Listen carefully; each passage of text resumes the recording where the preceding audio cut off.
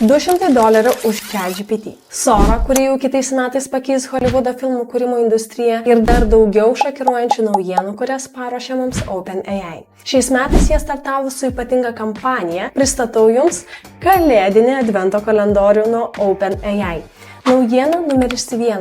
Tikiuosi esate susipažinę su pažangiausiu ChatGPT modeliu O1, kuris atsirado pas mus šį rudenį ir jis geba spręsti sudėtingas ir kompleksinės užduotis. Mes su klientais jį nuolat naudojame nuo verslo analizės iki sudėtingų strategijų kūrimo. Patikėkit, jis veikia neįtikėtinai gerai.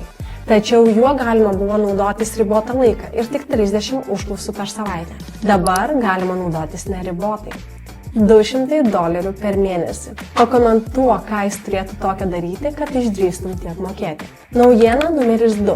Ir tai yra Sora. Ir ši programa pakeis visą kino filmų industriją jau ateinančiais metais. Jie žada naudoti Hollywoodo filmų kūrimui. Jūs kol žiūrite, kaip jį kūrė, aš keliauju ir atšauksiu savo prenumeratas Runway 3 ir Klinge, nes Sora prieinama ChatGPT Plus ir Pro naudotojams. Ta prasme, tiesą sakant, Lietuvoje dar neprieiname, bet juk yra VPN. Kaip tau šios naujienos? Komentuok ir lauk kitos serijos, nes kitos naujienos bus dar labiau šokiruojančios.